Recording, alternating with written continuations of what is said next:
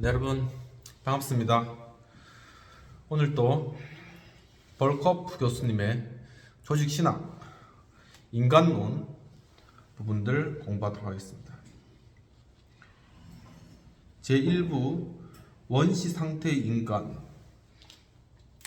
제2장의 인간의 구성적 본질에 관하여서 저희들이 다뤄보고 있고요. 인간의 기원과 관련되어서 여러 가지 역사적 견해들이 존재하는데 그 중에 선제설, 즉 인간의 영혼은 현재와는 다른 일종의 전 상태에 존재하고 있었는데 그것이 어떤 사태가 발생하면서 현재와 같은 상태 안에 영혼이 존재하게 된 것이다. 선제설, 아니면 유전설, 인간의 영혼은 몸과 함께 혈통을 통하여 전이 된다는 것. 그리고 또 마지막으로 창조설에 관하여서 내용들, 즉 각 개인의 영혼은 하나님의 직접적인 창조물로 간주되어야 된다라는 그러한 내용들을 지난 시간까지 공부했습니다. 이 창조설에 대한 반론의 내용을 오늘 공부하고, 그리고 결론에 관한 그런 내용들을 공부하고 난 이후에 하나님의 형상으로서의 인간에 관한 그러한 내용들을 살펴보도록 하겠습니다. 함께 주기도문으로 기도하고 오늘 공부를 시작하도록 하겠습니다. 하늘에 계신 우리 아버지여, 이름이 거룩히 여김을 받으시오며 나라의 임하옵시며 뜻이 하늘에서 이룬 것 같이 땅에서도 이루어지이다. 오늘날 우리에게 일용할 양식을 주옵시고 우리가 우리에게 죄 지은 자를 사하여 준 것 같이 우리 죄를 사하여 주옵시고 우리를 시험에 들지 말게 하옵시고 다만 에게서 구하옵소서. 대개 나라와 권세 영광이 아버지께 영원히 있사옵나이다. 아멘. 네, 창조설에 대한 반론으로서는 다음과 같은 반론에 직면한다고 이야기를 하고 있습니다. 첫 번째는 가장 강력한 반론 스트롱이라는 분에 의해서 다음과 같이 제기되었는데, 창조설은 만일 영혼이 원래 부패 성향을 소유하고 있는 것을 뜻한다면 하나님을 도덕적인 악의 직접적인 창시자로 만들게 된다 라는 것이죠.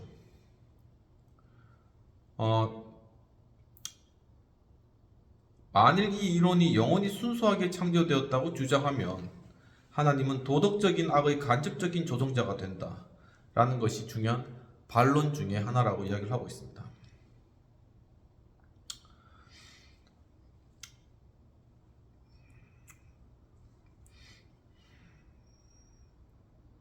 바로 이러한 것들이 정말 심각한 하나의 이 창조설의 난점이 되는 것이죠. 일반적으로 결정적인 창조설이 반대 논증으로 이제 인식되고 있는데, 어거스틴은 창조론자들이 이 같은 함정을 피해야 된다라고 항상 주의를 환기시켰다고 합니다. 그러나 창조론자들이 유전론자들처럼 원죄를 완전히 유전의 문제로 간주하고 있는 것은 아니란 점은 기억을 해야 한다는 것입니다.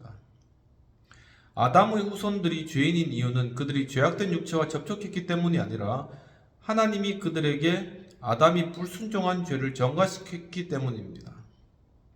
그 결과 하나님은 그들로부터 원의를 거두셨고 죄의 오염이 뒤따랐다라는 것입니다.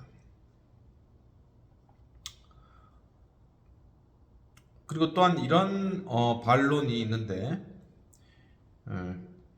창조설은 지상의 아버지가 다만 자식의 몸만을 낳은 것으로 간주한다라는 어떤 그러한 반론인 것이죠.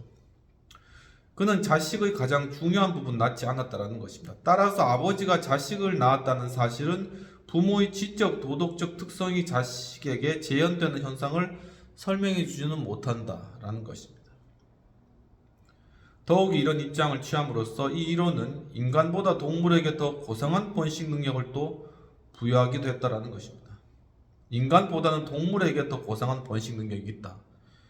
결론적으로 그렇게 된다는 것입니다. 왜냐하면 동물은 종별로 스스로 번식하기 때문인데 이 관찰은 별로 중요한 관찰은 못 된다고 합니다. 부모와 자식 간의 지적, 도덕적 유사성은 반드시 유전에 근거하여 설명될 필요는 없는 것이기 때문이라는 것이죠. 영혼에 관한 우리의 지식은 여전히 결함이 너무 많기 때문에 절대적으로 확실한 단어는 내리기는 어렵다고 합니다. 그러나 이 유사성은 부분적으로는 부모의 본보기 안에서, 부분적으로는 영혼에 미치는 몸의 영향을 통해서, 그리고 또 부분적으로는 하나님의 모든 영혼을 창조한 것이 아니라 한 영혼마다 몸에 적합하게 적응하는 영혼으로 만드심으로써 몸과 연합하여 복합적인 관계에 들어가도록 하셨다는 논증을 통해서 설명할 수 있다고 합니다. 세 번째로는 창조설은 하나님이 현재 세계와 관계하시는 방식과 세계 안에서 사역하는 방식과 조화되지 않는다는 것입니다.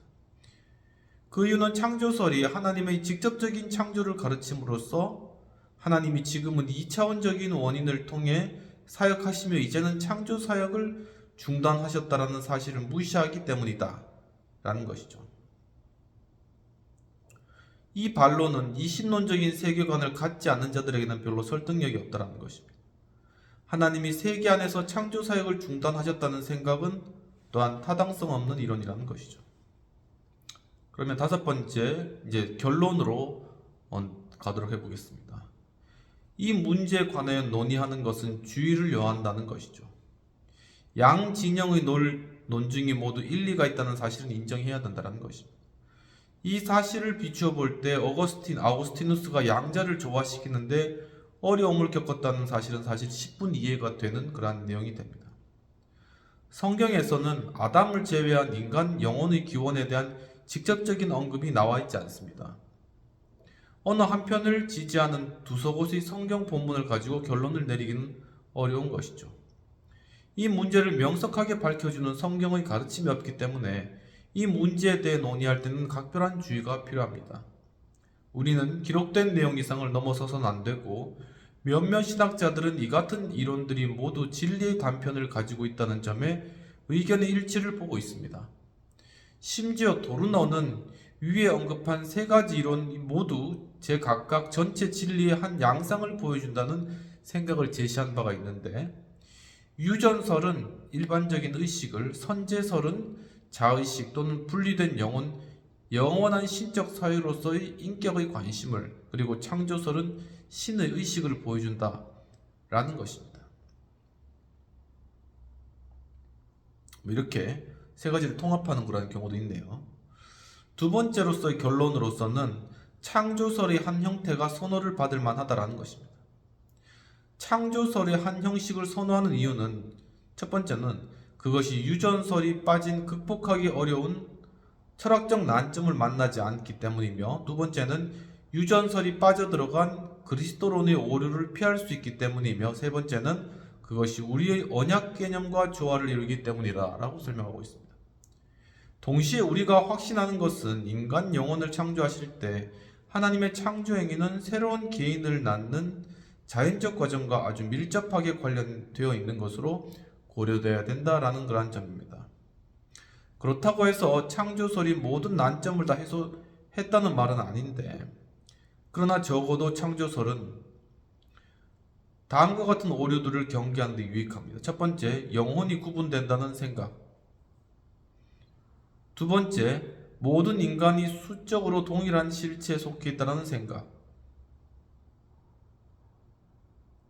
세 번째, 그리스도께서 아담에게 부여된 것과 동일한 본질을 수적으로 취했다는 생각. 이런 생각들은 이 오류다라는 것이죠. 창조설을 택하면 이런 오류들을 경계하는 데 유익하다라는 것입니다. 세 번째로 넘어가서 하나님의 형상으로서 인간에 관한 내용들을 살펴보도록 하겠습니다. 첫 번째는 인간 안에 있는 하나님의 형상에 관한 역사적인 견해들입니다. 성경에 의하면 인간은 하나님의 형상으로 창조되었기 때문에 하나님과 관련을 맺고 있는 그런 존재인 것이죠. 이 진리의 흔적은 심지어 이방 문헌에서도 발견되는데, 바울은 아테네인들을 향하여 아테네 시인들 가운데 일부는 인간을 하나님의 후손으로 말하고 있음을 지적하고 있습니다. 초대교회 교부들은 인간 안에 있는 하나님의 형상이 주로 인간이 합리적이고 도덕적인 성품들 그리고 거룩을 향한 염원 등으로 구성되어 있다라고 생각을 하였습니다. 그러나 일부 교부들은 신체적인 특성들까지도 포함시켰는데 이레니우스와 테르툴리아누스는 하나님의 형상, 이미지와 모양, 라이크니스를 구분하여 전자를 신체적 특징에서 찾는 그런 반면 후자는 영적인 특성에서 찾았다고 합니다. 그러나 알렉산드리아의 클레멘트와 오리겐은 이러한 신체적 유비 개념도 거부하면서 형상이라는 단어는 인간이 인간다운 특성을 가리키는 반면 모양이라는 단어는 본래 인간에게 주어지지 않는 자질들로서 개발되기도 하고 상실되기도 하는 것이라고 생각하였다라는 것입니다. 이 견해는 아타나시우스, 힐라리우스, 암브로시우스, 아우구스티누스에서도 발견되는 그러한 논리라고 볼 수 있겠습니다. 펠라기우스와 그의 추종자들에 의하면 형상은 인간이 이성으로 구성되어 하나님을 알 수 있다거나 인간이 자유의지를 가지고 있어서 선택할 수 있고 선을 행할 수 있으며 하등한 피조물들을 다스릴 수 있는 필연적인 능력을 가지고 있다는 등의 사실에서 찾을 수 있다라고 그렇게 보았습니다. 이와 같은 형상과 모양을 구분하는 경향은 똑같은 방법은 아니지만 사변 신학자들에게서도 발견될 수가 있는데 곧 형상은 이성과 자유라는 지적 능력을 포함하는 것으로 인식되고 있는 반면에 모양은 원의를 뜻하는 것으로 인식이 되었습니다. 이 같은 구분에다 또 하나의 구분이 첨가되었는데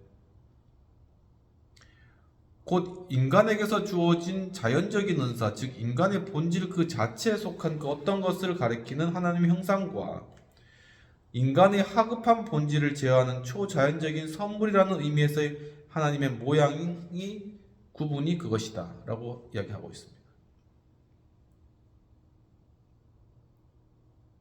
그러니까 형상과 지금 모양을 구분하는 그런 주제를 지금 다루고 있고 그리고 형상이 무엇이냐 또한 모양이 무엇이냐라는 그러한 부분들 계속 이야기하고 있는 그러한 부분들입니다. 그래서 이제 그것이 어떤 부분에 있어서 구분되는가라는 것을 이야기하는 것이죠.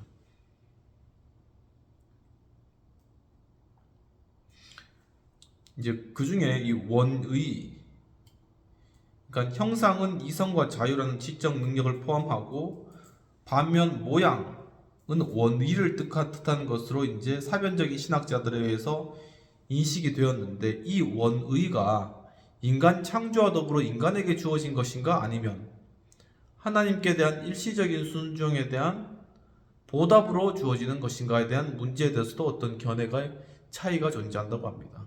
이 원의에 근거하여 인간은 영생을 얻을 수 있었다라고 설명을 하고 있다는 것이죠.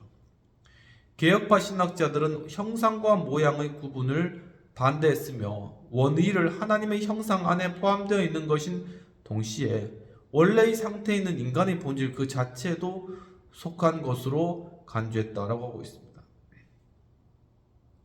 그러나 루터와 칼빈은 서로 이제 견해가 달랐는데 루터를 살펴보면 하나님의 형상을 인간의 합리적이고 도덕적인 능력과 같은 인간의 자연적인 재능에서 찾지 않고 오직 원의 안에서만 찾았다라는 것이죠.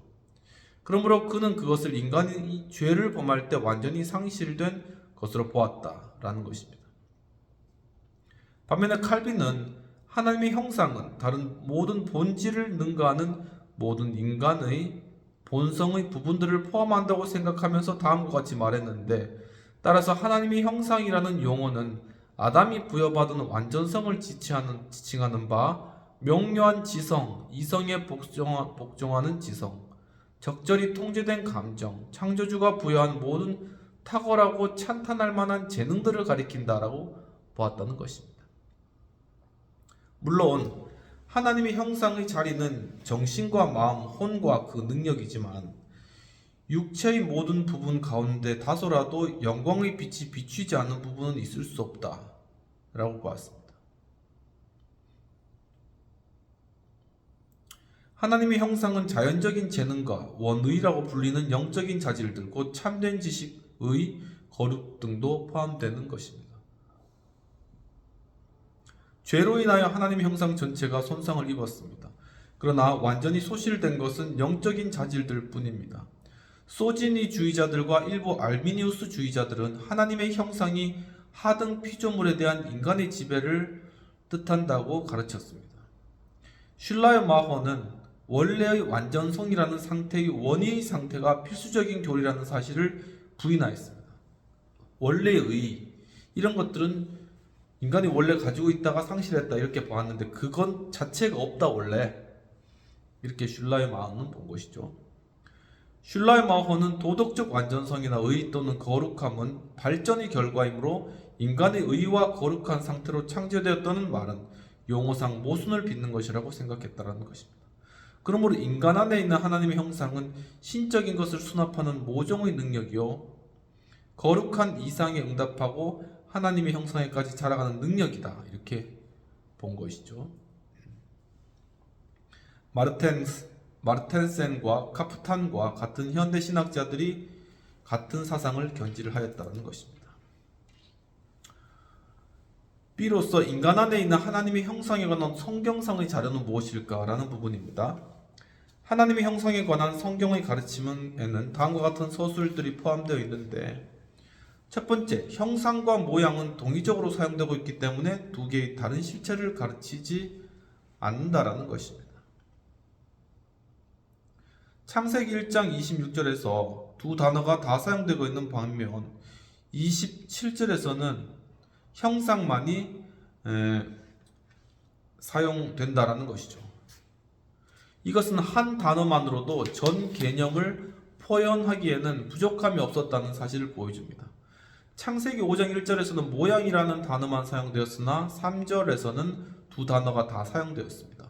창세기 9장 6절에서는 형상 하나만으로도 완전한 개념을 표현하고 있습니다. 신약 성경에서는 고린도전서 11장 7절에서 형상과 영광, 골로새서 3장 10절에서는 형상이라는 단어만이 야고보서 3장 9절에서는 형상, 그러니까 likeness, 이게 모양으로 번역된 단어인데 이 단어만 사용되었습니다. 이 두 단어가 성경에서 교호적으로 사용된 것은 명백합니다. 그러니까 이것도 사용됐다가 저것도 사용됐다가 똑같은 의미를 가지고 이렇게 왔다 갔다 사용되었다는 것이죠. 이것은 인간이 하나님의 모양으로 창조되었으며 이 모양은 그가 후천적으로 부여받은 어떤 것이 아니라는 것을 의미합니다. 통상적으로 모양이 형상에 첨가된 것은 형상의 완전성을 표현하기 위한 것이라는 견해가 있습니다. 다시 말하면 하나님 안에 있는 원형적인 것이 창조에 의하여 인간 안에 모형적인 것이 되었다는 것입니다. 하나님은 원형이요 인간은 모형입니다. 즉 인간은 하나님의 형상을 지니고 있을 뿐만 아니라 바로 그 하나님의 형상 그 자체라는 것입니다. 이 사실은 고린도전서 11장 7절에 명백하게 나타나 있습니다. 그러나 이는 또한 인간이 하나님의 형상을 지녔다고 말할 수 없다는 의미는 아닙니다. 어떤 학자들은 창세기 1장 27절의 전치사의 차이, 우리의 형상을 따라 우리의 모양대로, 이 창세기에 인간을 만들 때 우리의 형상대로 우리의 모양대로 만들자 이렇게 이제 하셨는데 이 전치사의 차이를 중요시하기도 했는데 벨이라는 분은 이 차이를 전고로 삼고 인간이 하나님의 영역으로서의 형상 안에서 창조되었다는 생각을 주장했으나 이것은 전혀 근거 없는 생각이라고 보았습니다.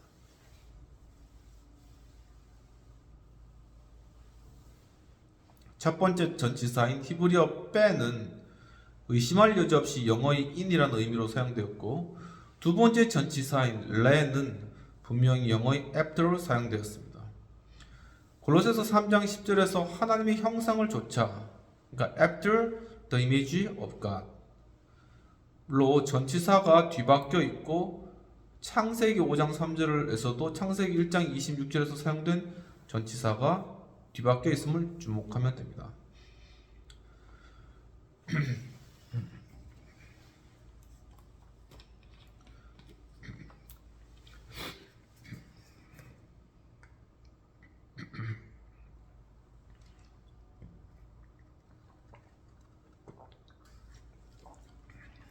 이 두 번째, 인간이 하나님의 형상으로 창조되었다고 했을 때 하나님의 형상은 일반적으로 원리라고 불리는 것, 좀 더 구체적으로 말해서 참된 지식과 거룩, 의와 거룩을 내포한다고 보았습니다.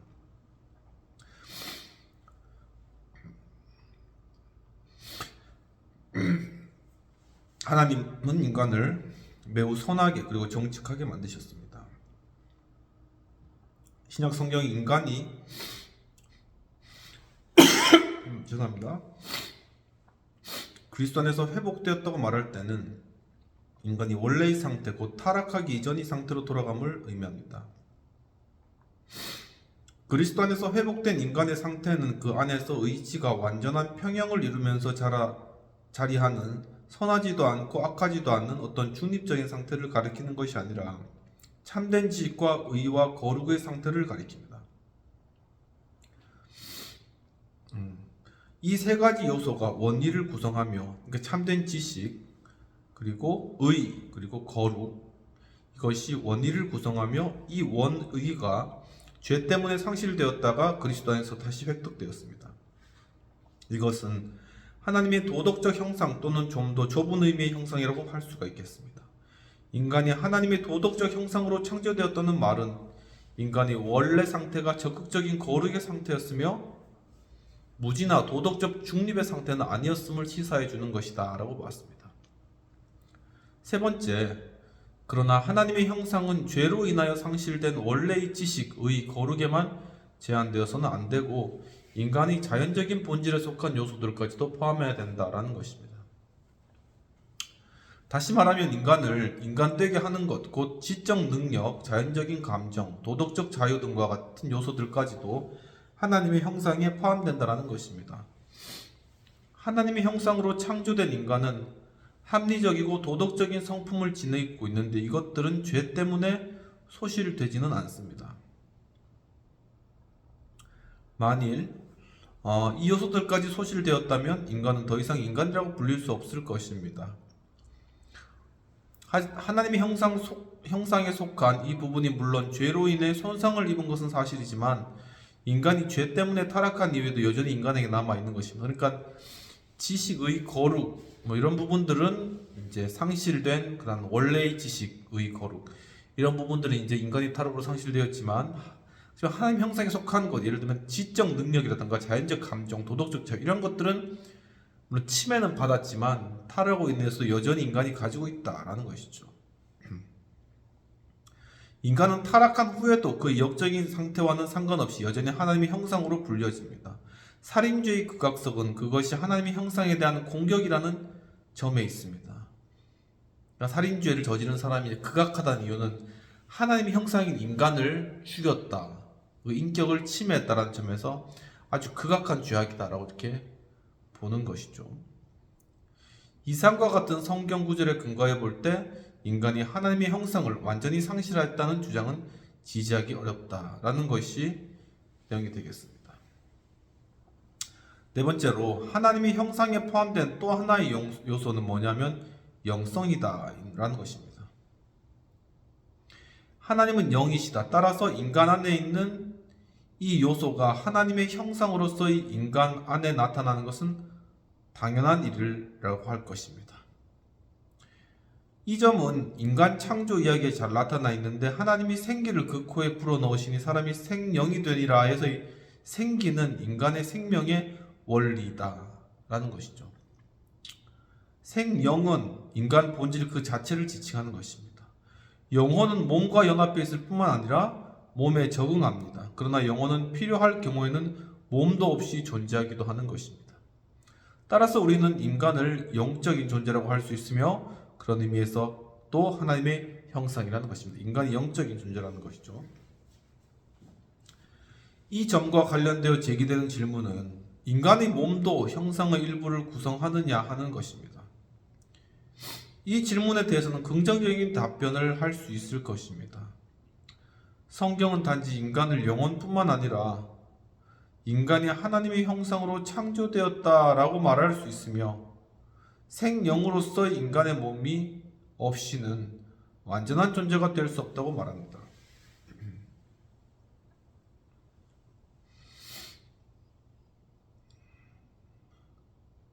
더욱이 성경은 살인을 몸의 파괴라고 말하는 동시에 인간 안에 있는 하나님의 형상에 대한 공격이라고 말합니다. 우리는 몸을 구성하고 있는 물질 안에서 하나님의 형상을 찾을 필요는 없습니다. 오히려 하나님의 형상은 영혼의 자기 표현에 적합한 수단으로서의 몸 안에서 발견되어야 하는 것입니다.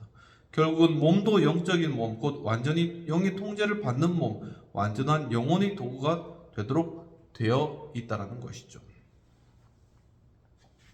다섯 번째로는 하나님의 형상이 가진 또 하나의 요소는 뭐냐면은 불멸성이라는 것입니다. 그러니까 멸망하지가 않는다라는 것이죠. 성경은 오직 하나님만이 불멸성을 가지고 있다라고 이렇게 말하고 있습니다. 디모데전서 6장 16절. 이 사실은 인간의 불멸성을 부정하는 것처럼 보입니다. 그러나 성경은 어떤 의미에서는 인간도 불멸하다는 사실을 명백하게 보여주는 것입니다. 이것은 곧 오직 하나님만이 본질적인 자질로서의 불멸성을 자기 자신 안에 가지고 계시며 인간은 하나님에게로서 온 선물로서 불멸성을 가지고 있다는 것입니다. 인간이 불멸의 존재로 창조되었다는 말은 그의 영혼이 끝없는 실존을 부여받았을 뿐만 아니라 자기 자신 안에 육체적인 죽음의 씨앗을 지니고 있지 않으며 원래 상태의 인간은 죽음의 법칙에 종속되지 않았다 라는 그런 뜻이 되는 것이죠. 죽음은 죄에 대한 형벌로서 찾아온 것이며 이 죽음에는 육체적 또는 신체적 죽음이 포함되어 있음을 창세기 3장 19절에서 분명히 밝혀주고 있다는 것입니다. 바울은 죄가 죽음을 세상에 가져왔으며 죽음은 죄의 삭수로 간주되어야 한다라고 이야기를 하고 있습니다. 여섯 번째로서는 하등 동물에 대한 인간의 지배가 하나님의 형상의 일부를 형성하는가에 대한 문제에 대해서는 여러 가지 견해가 제기되고 있다는 것입니다. 이 같은 현상은 성경이 이 문제에 관해 분명한 입장을 보여주지 않았다는 사실로 미루어 볼 때 별로 놀라운 일은 못 된다고 합니다. 어떤 이들은 문제가 되고 있는 인간의 지배를 인간에게 위임된 직분으로 간주하고 형상의 일부로는 간주하지가 않는 그런 의견도 있다라는 것이죠. 성경은 인간이 하나님의 형상으로 창조되었다는 것과 하등 동물의 지배하는 자로 창조되었다는 사실을 동시에 말하고 있습니다. 인간의 지배권은 인간에게 부여된 영광과 명예라고 하겠습니다. 네, 여기까지 오늘 공부를 하고 다음 시간에 하나님의 형상으로서의 인간에 관한 그런 내용들을 살펴보도록 하겠습니다. 함께 기도하고 마치도록 하겠습니다. 하나님 아버지, 오늘 또한 여러 인간의 기원 부분들을 또 넘어가서 하나님의 형상으로서 인간을 또한 새롭게 공부할 수 있도록 이끌으시는 감사합니다. 주님, 참으로 저희가 정말 하나님의 거룩과 참된 의로서 주님의 그러한 원의를 받았지만 인간이 죄악으로 말미암아 그것을 잃어버리는 그러한 인간의 존재이고, 하지만 도덕적이고 지적인 능력과 이성적인 능력은 하나님의 형상을 닮아서 지금까지도 저희들을 이끌고 있다는 사실을 새롭게 깨닫게 해주시니 감사합니다. 주여, 참으로 정말 이제 예수 그리스도를 통하여서 우리가 하나님의 자녀로서 이제는 하나님의 그 의를 이루어가며 또한 그 의 가운데 참으로 주님의 거룩하심과 진실하심, 이러한 주님을 닮아가는 그러한 삶들을 살아가게 하시고, 정말 하나님의 형상으로서 인간, 정말 바로 그러한 인간을 존중히 여기고 귀하게 여기는 그러한 마음들을 저에게 주시고 정말 그러한 마음들을 가질 수 있도록 도와주옵소서. 주여, 또한 오늘 하루에 모든 수업을 주 앞에 감사하고 모든 말씀 우리 주 예수님 이름으로 기도합니다. 아멘. 오늘도 이렇게 공부 참여해주신 여러분 감사합니다. 날씨가 지금 이제 사만사원이라서 춥고 덥고 이게 좀 약간 왔다 갔다 하는데 이 또 감기 걸리기도 쉬운 계절이거든요. 감기 조심하시고, 저도 이제 좀 훌쩍훌쩍거리고 있는데 그래도 약을 먹고 나니까 조금 나은 것 같아요. 그래서 혹시나 감기에 좀 걸린 증상이 있으면은 병원 가셔가지고 빨리 좀 진찰 받아보시고, 또 평소에 또 감기 조심하시고 건강 잘 유지하셔서 이제 곧 다가오는 봄을 즐겁게 맞이하는 여러분 되었으면 좋겠습니다. 오늘도 참여해 주셔서 감사드립니다. 한 주간 건강하십시오. 감사합니다.